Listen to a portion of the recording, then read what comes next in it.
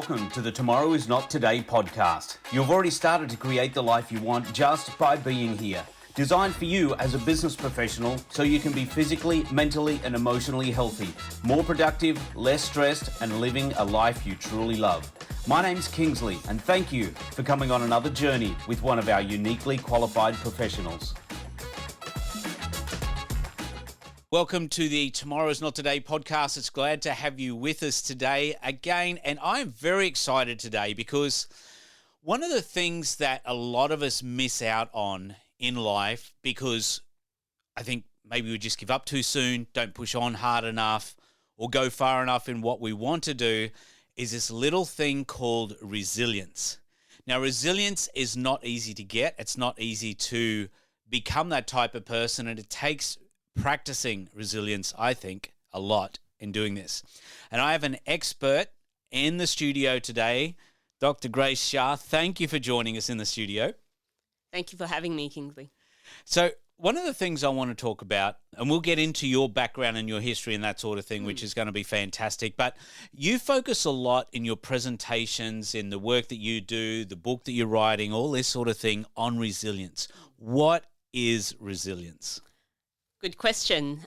So resilience, by dictionary definition, is actually the capacity to bounce back from challenges. But I like to think of it as the capacity to actually bounce forward and move forward and evolve and become better because of what's happened to you.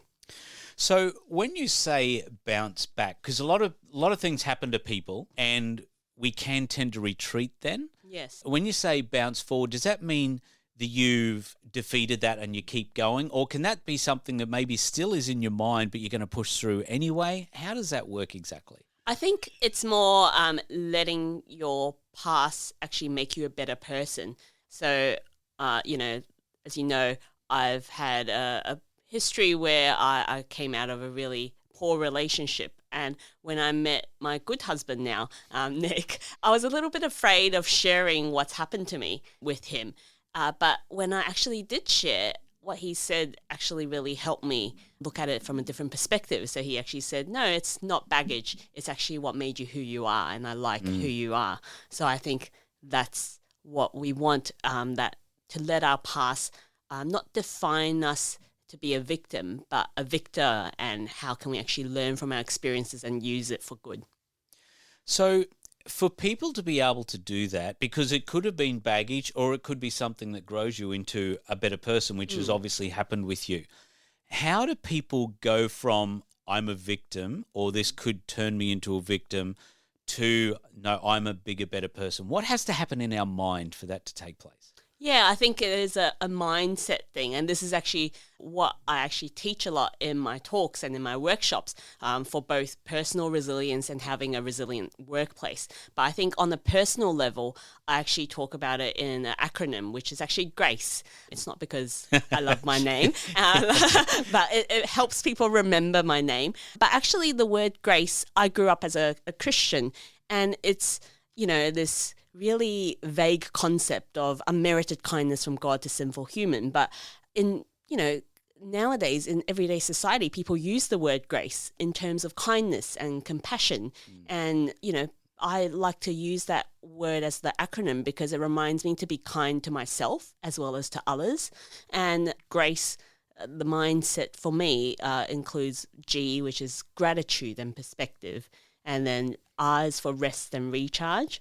And A is for acceptance. And then not just acceptance, but actually taking action and having the courage to change what you can change. And C is to have compassion, but also connection.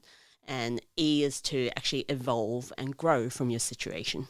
That's awesome. Yeah. I love that. That's fantastic. If we could just use that in our life every day, we'd all be so much better off. Yeah, that's what I hope and aim to do every day. And I think speaking about it reminds me and keeps me accountable for it. But I believe that if I can share that with people, a lot of people the well-being will increase and the way that they see life will change as well. Yeah, no, I absolutely love that. Now, I'm going to change a little bit right here because you talk about resilience. You've lived resilience. You help businesses with resilience. But you're a dentist. Yes. So, Yeah. So good question. Yeah, Lots of people take me on this little journey of dentist to resilience trainer or helper Yeah. or whatever. Yeah. So a lot of people wonder, like, what do you do and why do you do it? Or like, why is this dentist on stage talking about, well, I talked about burnout prevention for quite a while, but now I've realized that I don't want to just focus on burnout and the negative parts of the story, but how can we actually move forward? And that's why I want to help people actually build resilience so that regardless of whether it's burnout or stress or other challenges in life, that they can actually come out of it better. I actually grew up as a high achiever, as many dentists probably are. I actually topped my high school and then topped my uni as well.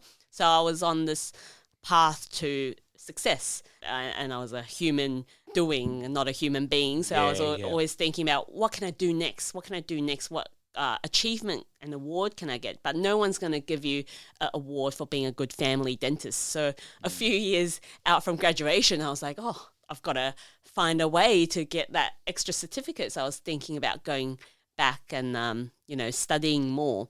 And that's actually when my research supervisor from uni, who I really admired, he passed away from natural causes, but he was in his 30s and he was found on a Sunday in the postgraduate room. Wow. And, that raises questions for me as to, why do I truly want to go back and study more? Is that really what I'm passionate about? Is this what I want to devote my life to? And I realized that when I was going into uni exams, I actually said in all the interviews I wanted to do dentistry over medicine because it's the easiest way to go on short-term mission trips. I grew up, seeing a lot of medical missionaries and, really wanting to make a difference and help people. And everyone's got teeth and everyone needs a good dentist. Whereas if I was, a surgeon, not everyone might need my help. So I realized at that point that I never actually gone on that overseas volunteer trip that I said I was going to do. And I registered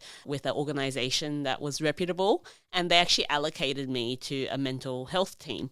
And I was like, just checking, I'm a dentist. Yeah. And they said, oh, but you're bilingual. So I was actually translating lectures for psychiatrists, psychologists, and social workers for a few weeks, as well as working on the dental team in psych wards. And it's really true when they say, life is about giving, and you actually get so much more from giving. So a lot of people who go and help others actually realize that, you are changed yourself for the better. And when I came back, I realized I wasn't limited in my options. I didn't need to just, go and specialize and study more or open a practice. I have other options and I have other transferable skills. So when I came back, I started doing more personal development courses, business courses, and I ended up opening an allied health practice with my husband at the time. And I kept sort of trying to grow and do things outside of dentistry. But what I neglected was actually growing with my partner. And we actually, went on very different paths and didn't understand each other's whys anymore. And that's actually when he decided to lock me in a psych ward. So he, unfortunately, was a little bit misguided and, reported me as a health professional who had mental health issues.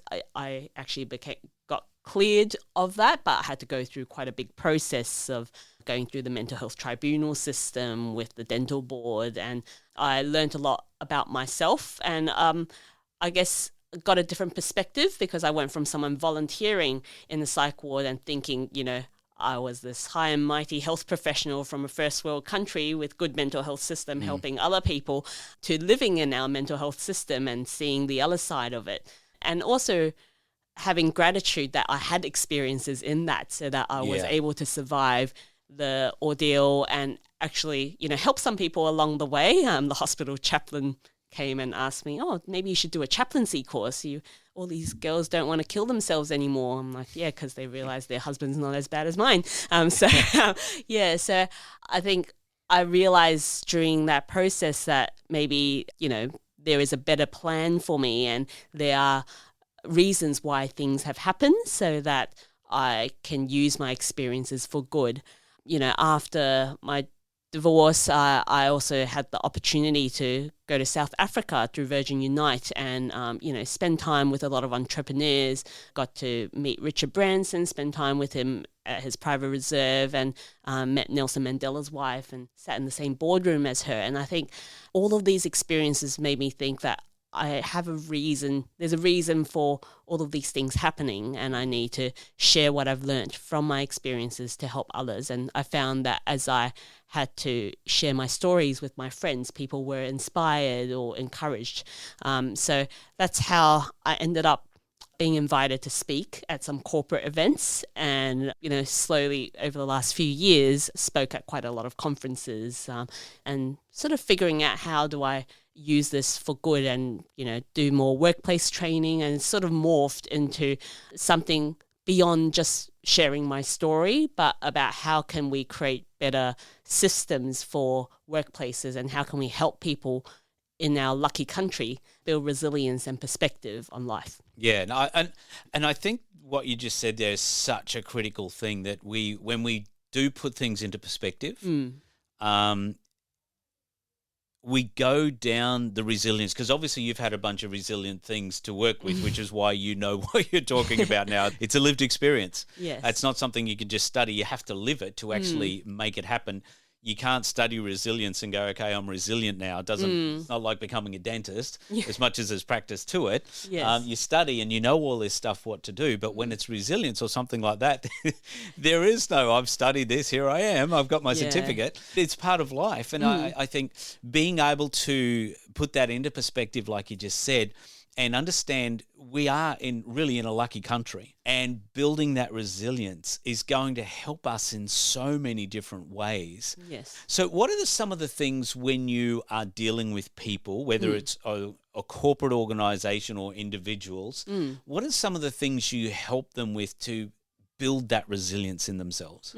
I think oftentimes when I'm speaking, I share about my journey, and sometimes that gives people a lot of perspective in life. And I also do team training workshops. So how can we communicate better and connect with each other better as a team?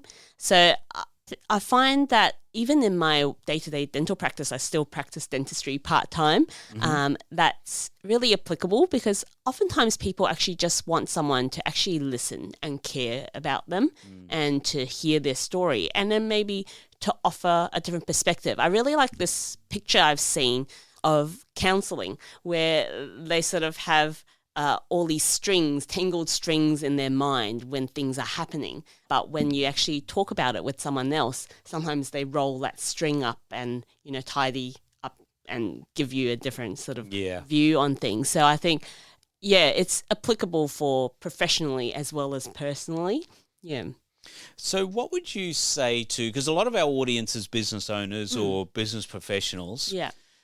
Let's say an entrepreneur. Yeah. Because, and as you know, when you're doing that, you're up and down all the time. Yes. Things are, it could be the same day, it could be the same hour. Yeah. It could be the same week, whatever. But just being in small business or being an entrepreneur or whatever, there is this massive roller coaster ride that you're on. Yes. What are some tips, say 3 things that you would say to any entrepreneur to help build that resilience? 3 tips. I think I like gratitude, because I think in any situation you can actually have gratitude. I think people often think having gratitude means, things are going well. So I like to talk about like gratitude for your past, like, so whether things are, grateful for what you have, as well as your past experiences, even the negative ones, so that because they have made you who you are. And how can you use for your pains for a positive purpose, and then being grateful for what you have in the present as well, but also being grateful and hopeful for the future. A story I like to share is when I was in South Africa, we went and volunteered and mentored young people who were brought out from the poorest part of Johannesburg, and they were in this, institute where they were giving them a business degree so that they can bring their family out of poverty. And these young people, they welcomed us in song, and they were so joyful, and they were dressed to the nines, like, business outfits. But then in the afternoon, they took us to their homes, and the girl who was taking us to her home, she was dressed in this bright yellow dress and high heels, but she lived in like a tin shanty shack, and she shared a room with her aunt, and their room looked like Harry Potter's cupboard under the stairs. But these young people actually told us we are not previously disadvantaged individuals. That's what they label them as in South Africa. They go, I'm not a PDI, I'm a CEO because I'm currently exposed to opportunities. Wow. And I think that really resonated with me because during that time I was going through this tough time where I didn't know what my future looked like, and I was coming out from, a 10-year relationship and thinking, what do I do now, in my 30s, starting over again. But actually having that hope that no matter what's happened, you're currently exposed to opportunity and being grateful for what you have. And especially coming back to Australia, we are exposed to so much opportunities. So I think that's one big part that I like to share. And that's massive perspective there. Yeah. Like in that situation, Yes. when watching someone like that, all dressed up, looking fantastic and going back to the reality, that is a massive perspective. Yeah, and they have so much joy. Yeah, and, yeah. I think when you go and travel and look at different countries, you always find different perspective. I'm always so grateful when I come home. Like even when I'm not doing volunteering work, me and Nick went to Peru a few years back, and we stopped over at San Francisco where, it's thriving metropolis, but people are so depressed and so angry and not happy to have the tourists there. And then you go to Peru where you pay them $10 and this guy is running up the hill for 40 minutes next to a horse that you're riding. And they're so grateful and they're so happy to have you there, and they're not depressed because of their circumstances. So I think, we really learn a lot from looking at other people. Yeah, absolutely. Yeah. And so that's probably the first one that I like to share. And then the second one is probably the rest and recharge, because I think if you don't take time, and I know this is something you're passionate about as well, looking after your health, sleep and nutrition and self-care, because if you don't do that, then you might have my experience where you're forced to take some time off and then you get 3 meals a day in hospital and all your technology taken off you. People pay good money for those retreats now, right? Yeah, that's so right. I think, learning where your boundaries are and how do you take rest and recharge, not just physically, but also mentally and emotionally as well. And the third thing is I like to talk about the acceptance a lot, because I think accepting what you can't change, a lot of times in workplaces, people tell me, like when I'm, talking to staff members, they go, oh, I can't be bothered. Like I can't be bothered to give feedback because nothing ever changes. So they don't actually advocate for themselves and they don't communicate and they don't connect. So I think when people think that it's a hopeless situation, they don't actually take any action and they don't have the courage to look at what they can and can't change. So I think not just accepting what's happened that you can't control, but actually looking at what you can control. And a lot of times you can control your perspective, you can control how you react, you can control whether you forgive or not. So I think those are very important. That's really interesting, and the whole thing about becoming resilient from those areas, and they're things that we can all do.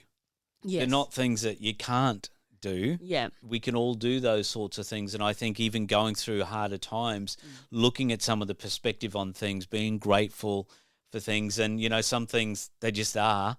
You can't control it. Yeah. So don't bother trying, because you just get frustrated in the middle of that anyway, as much as we still want to. Yeah. I think that's fantastic. So these things that individuals can do, is it different for corporations, or do you try and get organisations to pretty much follow the similar things? No, so I think there's two aspects to my work. I think I spend a lot of time doing the talks to inspire individuals, but when I go into organisations, it's actually workshops on, how do you connect and communicate as a team, as well as leadership training. So, the leaders need to look at themselves and how do they self-care so that they can care for their team and their clients better. And how do we actually establish a purpose and actually know why do we do what we do? I really like Simon Sinek's start with why. Yeah. Actually knowing the why before you do the how, and then getting the what. I think too many times people look at their jobs and they just look at whether it's paying well, whether we're a reputable organization. And that's actually the what. If you start with your passion and purpose, and then you can actually influence your team to actually understand that and be on the same page, then people will actually understand why they're doing what they're doing day to day. And we know that nearly half of individuals who go for interviews actually want to work with organizations that actually help grow them and make them feel like they're doing something of value. And that's why people stay with not-for-profits for so long, even though it might not pay quite as well. But if they actually see a passion and a purpose for what they're doing, it actually impacts them. So that's the part for leaderships, but for teams, so much of it is about communication and conflict resolution, and actually learning how to connect as a team. So that's a sort of a different part to building a resilient team in organizations. It's interesting because when you talked about the leaders there initially, you were talking about them doing the self-care and looking after themselves, and obviously that's going to make them more resilient, but then there would be the overflow into the teams, which helps with the communication and all of that sort of thing as well. Yeah. So is it important then as team leaders, as entrepreneurs or whatever, obviously they need to look after themselves. How do they then encourage their team to actually look after themselves as well that way? Yeah, I think I talk about this in my keynote talks a lot, so that everyone is actually a leader. Because, for example, in a dental practice, they go, oh, yeah, the dentist or the owner is the leader. But actually, there's so many points of contacts when the client comes in, right, or the patient, they come to the front desk. So the receptionist is the leader in that instance. And then, when they're actually being walked out of the room, the nurse might be the leader in that instance, or whoever's picking up the phone. So, and actually all of us are actually influencing people every day in our life, regardless of our job title. So how are you showing up, and how are you, whether you're leading people towards good or away from good? And so I think knowing that all of us are important and we are actually influencing and leading people in how we act, and you're actually an important part of the team.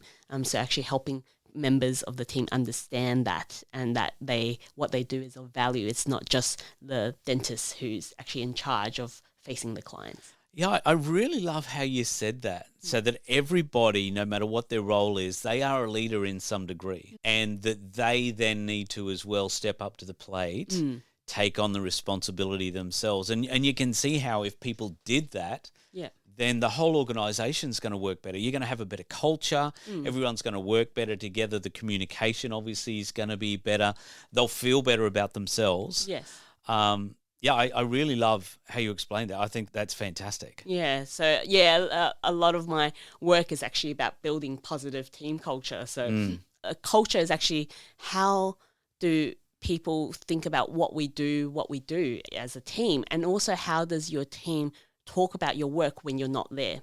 When I go and make an appointment somewhere, or when I'm interviewing someone for childcare for my kid, I always ask, I don't talk to the director, but I might ask the receptionist or the other teacher in the room, like, how long have you worked here for? How are you finding this place? And having positive culture is when your team will go to the local shops or talk to someone when you're not present, and actually, really rate your organization and go, this is a fantastic place. I love it here. I've been here for 10 years, Yeah, that's fantastic. I absolutely love that. Now, you said earlier that because you're doing a lot of resilience work at the moment, you talked initially a lot of what you were doing is around burnout. So explain the difference between those two for me. So I think resilience is what I've realized people need to overcome burnout, but also to overcome other challenges in their life, because burnout is actually defined by the WHO as being an occupational, phenomenon. It's not a mental health condition, but just simply symptoms that occur when you have chronic workplace stress that's poorly managed. Okay. So it's very focused on workplace. And I find a lot of people who speak about burnout is focused on the organizational part, like that, the work needs to support people in not burning out. The organization needs to change, but less about the individual, like how can they respond Gotcha. regardless of their circumstance or their work. And sometimes people go, oh, I'm burnt out, so I need to change my job every few years. And that's actually happening more and more. There's less loyalty and people are less engaged with their work now. But it's actually you, like you take yourself everywhere. So regardless of where you work, if you actually don't deal with yourself and you actually learn to change your mindset regardless of what's happening to yourself, you're going to face the same problem again in a year or two down the track. So that's why I believe that, slightly morphing my message and focusing on helping people build a resilient mindset and then helping teams build that resilient, positive team culture is even more important. So it sounds like whether you're talking about burnout, resilience, or whatever it is, it all comes back to looking after yourself, proactively looking after yourself, having the gratitude side of things, making sure that you're physically, mentally healthy, taking care of you to a large degree. I think yes and no, because self-care, I think, can come off as a bit selfish. Like I've spoken to some medical colleagues, for example, and they go, oh yeah, now people can take a lot of self-care leave or mental health leave. But then while they're doing that, the rest of their team are suffering. Yes. So we actually need to think about self-care as how can we do it in a not selfish way? Yes. Self-care is about putting on your own oxygen mask so that you can help others first, so that you're not just surviving day to day. But also the aim for self-care is actually to look after your team better and to look after your patients or your clients better. So it's a very different mindset. It's not, self-care so that I can go, take holiday and let everyone else look after and pick up after me. And there's definitely a big difference between self-care, looking after me to be a better person, than, well, stuff you, I'm out of here because I don't feel real good, so I'm just going to go, and it doesn't matter how it affects you. Yeah. There's definitely a bigger difference in that. Yeah, and I'm glad you pointed that out, because it can look like that sometimes. And I've talked to other people as well who are like, this person really needed help, but they didn't think about the rest of the team or whatever, and any effect it could have been, and how maybe we could have communicated a little bit better to make sure everybody in the whole operation and organization's actually doing better with that as well. Yeah, that's right. So I think like that communication, open communication and connecting with each other. And I talk about like care, self-care, but also like, for example, in healthcare, like practicing healthcare with care. So you're not just there for a job, but I think in any job, you actually, when you're working, how can you care for your clients and think of what's the best for them? And part of that, what's the best for them, is you being the best version of yourself as well. Yeah. So moving forward, because obviously you've pivoted a little bit into the whole resilience type of thing. How else can resilience, do you deal with people outside of work organisations personally in their own resilience, whether it be with family or sporting teams or anything like that, or are you more focused on the workplace? At the moment, I've mostly been doing keynote speaking and workshops, but I'm always open to opportunities. So I think if people are in different sort of industries, I always like to just be currently exposed to opportunities and see how I can be of value using my experiences. So, awesome. I'm not closed off to that at all. And sporting teams actually is something I've worked with before, because I owned a physio practice actually in the past. Gotcha. And it is obviously one of those things that it doesn't matter what area of life we're in. Yes. We do need to have resilience to a degree, because life's going to hit all of us. Yes, I think no one ever has the perfect life. And whether or not it's big challenges or small challenges, it's actually about how you look at those challenges. And we were talking about before how, lucky Australians are. And sometimes I share this in team workshops, like, when they have conflicts, how, like, whether people can actually move forward from conflict and forgive or reconcile. If you look at, for example, Nelson Mandela or people who have gone through, like, where they lost family members, like, how can they forgive and move on from that? There's so many people who suffer so much more who can actually forgive. So I think when you actually gain perspective from different people's experiences, then your sufferings might pale in comparison, and you can actually, learn how to move forward or look at possibilities of resolution. Yeah. No, that's really good, and it's interesting again going back to that whole perspective. If you take someone like Nelson Mandela and what he went through, in his whole ability to forgive people, forgive what had happened to him, and go on then and work really hard at making South Africa so much better country that there is, and what he did, and the resilience that would have taken him, like to be stuck in that cell, as small as it was and as tall as he was, to get through and be resilient, to see that through to the end. I think when you really boil it down and think about it, there's a lot to be gained out of that. And I think every one of us can look at that and go, okay, how much more? Sometimes I sit back and I think, how much more can I give? How much more longer can I survive? How much? And it's almost like going, how much more resilience do I actually have, in a sense, isn't it? Yes, that's right. I think, life is about giving, but you need to give from a place where your cup is full as well. And, I also like to talk in terms of like team connection and stuff about like the 5 love languages, and actually being aware of like how you communicate when you need your cup filled, and filling each other's cup up and showing appreciation. And I think when your cup is empty, then you have no more to overflow onto other people. Yeah. No, that's actually really good, the 5 love languages. And if you haven't seen the 5 love languages by Gary Chapman, it's definitely worth reading, checking it out. And it's amazing how accurate it can actually be. And obviously, things are different for different people, but it gives a good guide of where you're at, how to understand yourself and understand other people that you're working with, or maybe a partner or whatever it is as well. Yeah, and on my website, I actually have a free downloadable where I give some examples of how people can apply that in their workplaces, because the 5 love languages is written for mainly relationships or, relationship with your family, but actually it applies to any relationship that we have, including our professional relationships. That's awesome. Yeah. So we will get to that at the end. I want to get how people can get in contact with you and do all that. But that I'm so glad you've got that.